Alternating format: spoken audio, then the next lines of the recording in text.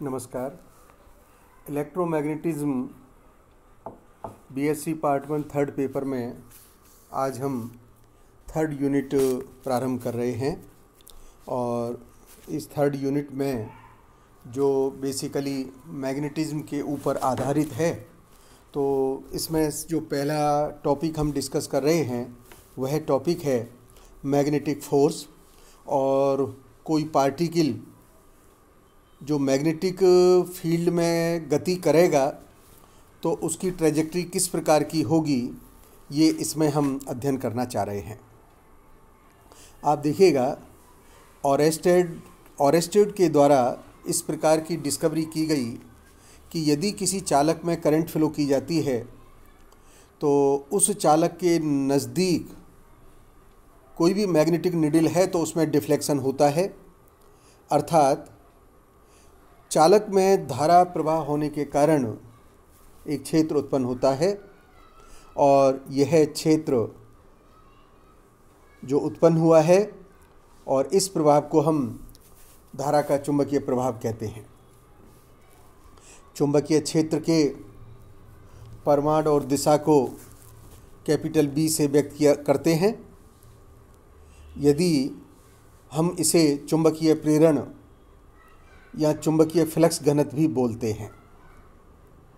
यदि चुंबकीय क्षेत्र को बल रेखाओं के द्वारा प्रदर्शित किया जाए तो इन्हें प्रेरण रेखाएं भी कहते हैं। एक समान चुंबकीय क्षेत्र में प्रेरण रेखाएं परस्पर समांतर और सीधी होती हैं।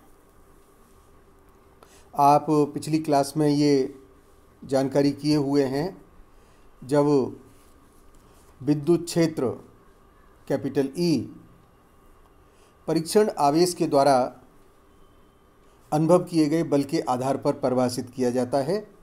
अतः ऐसा बल जो केवल आवेश की स्थिति पर निर्भर करता है, उसकी गति से प्रभावित नहीं होता, विद्युत बल कहलाता है। और बल का वह जो परीक्षण आवेश की गति पर निर्भर करेगा, वह गति के कारण उत्पन्न होगा, हम उसको चुंबकीय बल कहते हैं। विद्युत क्षेत्र की अनुपस्थिति में गतिमान आवेश Q0 है, मान लीजिए वेलोसिटी v है, तब उस पर जो फोर्स लगता है उसका संबंध जो दिया जाता है वह F = Q0 b cross b से दिया जाता है। इस समीकरण से ये स्पष्ट है कि जो F जो चुंबकीय बल की दिशा है वह चुंबकीय क्षेत्र और वेग के लंबवत होगी। चुंबकीय बल का जो परिमाण दिया जाएगा वह परिमाण Q0b sin थीटा से दिया जाता है। थीटा वेलोसिटी और मैग्नेटिक फील्ड के बीच में बनने वाला कोण है, जिसे मैंने चित्र में दिखाया है। अधिकतम जो चुंबकीय बल लगेगा वह बल B और B के लंबवत होने पर लगता है और इसका अधिकतम जो मान होगा वह Q0b भी होगा। यदि वेलोसिटी और मैग्नेटिक फील्ड एक दूसरे के समांतर या विपरीत हैं अथवा वेलोसिटी या मैग्नेटिक फील्ड 0 है, तब उस केस में जो लगने वाला बल है उसका मान भी 0 होगा। अधिकतम जो बल की मान मिलेगी वो थीटा बराबर 90 डिग्री पर मिलती है, तो हम जैसा इस समीकरण से निकाल सकते हैं वह मान हो गया B = F maximum by Q0b। और यदि Q0 1 कूलाम है, वेलोसिटी का मान 1 मीटर पर सेकंड है, तो उस केस में जो चुंबकीय क्षेत्र का मान होगा वह F मैक्सिमम के बराबर होगा।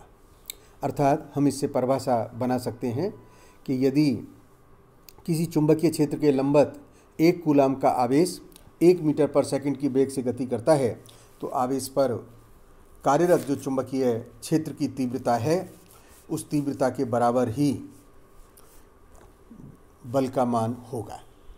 हम इस चित्र में ये दर्शाने का प्रयास कर रहे हैं कि जो चुंबकीय क्षेत्र में कण गति करेगा वो उस कण की जो गति होगी वह वृत्ताकार पथ में होगी।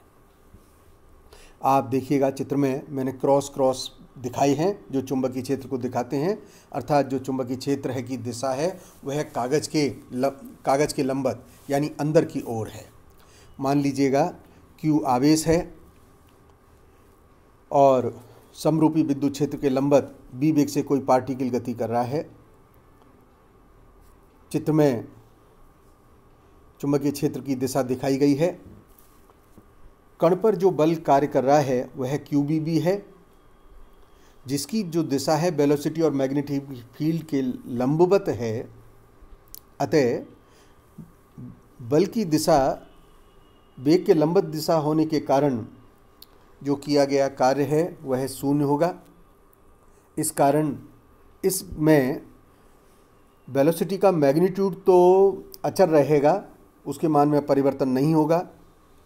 वेलोसिटी का मान समान रहेगा, लेकिन उसकी दिशा निरंतर बदलती रहेगी।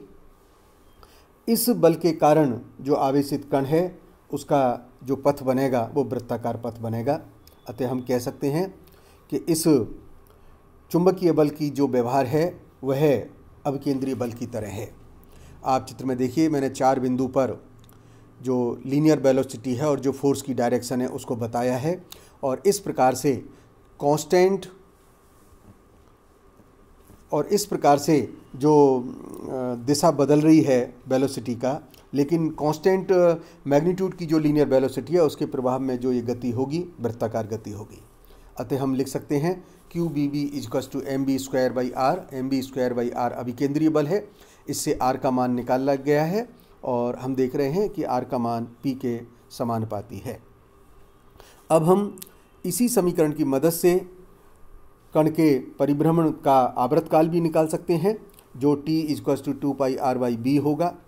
और इसी प्रकार से हम जब आवर्तकाल का मान प्राप्त हो जाए तो हम आवृत्ति के मान की गणना कर सकते हैं।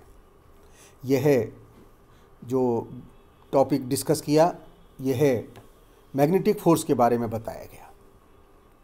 आप देखिए, हम जानते हैं कि बल की दिशा आवेश के वेग की हमेशा लंबवत होती है। इस कारण से स्थिर चुंबकीय क्षेत्र में बल द्वारा जो किया गया कार्य है वह शून्य होता है। अर्थात स्थिर चुंबकीय क्षेत्र में गतिमान आवेश की गतिज ऊर्जा का मान नियत रहता है और गतिज ऊर्जा के मान में कोई परिवर्तन नहीं होता, क्योंकि किया गया कार्य W है वो शून्य होगा। अतः चुंबकीय क्षेत्र का जो प्रभाव है वह प्रभाव गतिमान आवेश को अपने पथ से केवल विक्षेपित करने का होता है। जब गतिमान आवेश का वेग चुंबकीय क्षेत्र के लंबवत होता है तो जैसा आपको अभी बताया गया, कार्य करने वाले बल का परिमाण नियत होगा, अधिकतम होगा। यह बल गति की दिशा के लंबवत रहेगा। अतः इस स्थिति में जो कण गति करेगा वह वृत्ताकार पथ पर गति करेगा और इस स्थिति में चुंबकीय बल का मान Q0BB होगा। वृत्ताकार पथ पर गति होने के लिए यह बल अभिकेंद्रीय बल प्रदान करता है। तो हमने बल का समीकरण निकाला है, उससे हम R का समीकरण निकाल सकते हैं। R का समीकरण इस प्रकार से हमने निकाल लिया है और R बराबर है mv/Q0B। आप देख रहे हैं कि यदि गतिमान आवेश Q0 का यदि वेग b है, चुंबकीय क्षेत्र के लंबवत नहीं है मान लीजिए, तो b के अनुदिश जैसा मैंने इस चित्र में दिखाया है, b के अलोंग जो उसका कंपोनेंट होगा b वह b cos थीटा होगा जो अप्रभावित रहेगा। इसके कारण कण सरल रेखा में गति करता हुआ अग्रसर होगा तथा वेग का जो लंबवत घटक है b sin थीटा के कारण कण वृत्ताकार पथ में गति करेगा। इस प्रकार हम देख रहे हैं कि कण की एक साथ दोनों गति होने के कारण जो परिणामी गति मिलती है वह हेलिक्स के फॉर्म में मिलती है, जो कुंडली के रूप में मिलती है। तो हेलिक्स जो फॉर्म मिलेगा उसमें दोनों प्रकार की गति होगी, वह b cos थीटा और b sin थीटा दोनों जो कंपोनेंट हैं उनकी भूमिका आएगी।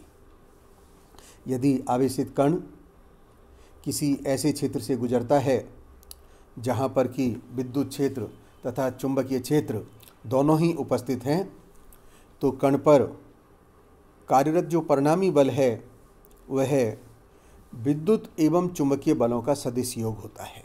अर्थात हम ऐसी स्थिति में जो परिणामी बल है उसका मान लिख सकते हैं, वह बल होगा विद्युत बल प्लस चुंबकीय बल अर्थात Fe प्लस Fv। हम विद्युत बल का मान लिख सकते हैं Q0E और चुंबकीय बल का मान है Q0Bv। और इन दोनों के सामूहिक योग से जो बल प्राप्त होता है हम उस बल को लॉरेंज फोर्स कहते हैं। यह लॉरेंज फोर्स की एक्सप्रेशन आ गई है। यह बल सूक्ष्म स्तरीय होता है तथा प्रत्येक आवेश वाहक पर इस बल के मान से स्थूल स्तरीय बल की गणना की जा सकती है। बी का मात्रक MKS पद्धति में वेबर पर मीटर स्क्वायर या टेस्ला अथवा न्यूटन पर एम्पियर मीटर का रखते हैं और हम इस संबंध से अब टेस्ला की परिभाषा बना सकते हैं। आप देखिएगा, यदि हम 1 कूलाम आवेश 1 मीटर पर सेकंड के वेग से चुंबकीय क्षेत्र की दिशा के लंबवत गति हो रहा है। आप इस समीकरण से देखिए, इसमें मैंने Q0 का मान 1 रखा है, वेलोसिटी का मान भी यूनिट ले लिया है।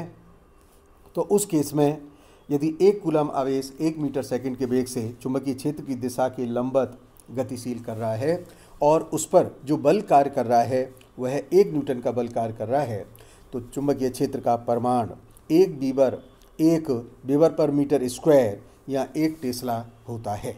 हम 1 टेस्ला को 10⁴ मैक्सवेल पर सेंटीमीटर स्क्वायर अथवा 10⁴ गॉस के रूप में भी व्यक्त करते हैं। हमें परीक्षा में पार्ट ए में जो क्वेश्चन है उस क्वेश्चन में इसमें 2 प्रकार से क्वेश्चन आ सकते हैं। नंबर 1, लॉरेंज बल को समझाइए। पार्ट ए में ही क्वेश्चन इस प्रकार का भी आ सकता है, सिद्ध करें कि कोई आवेश जो चुंबकीय बल के चुंबकीय क्षेत्र में गति करता है उसका जो पथ होगा वह वृत्ताकार होगा। ये दोनों प्रश्न मैंने आज हल किए हैं। धन्यवाद।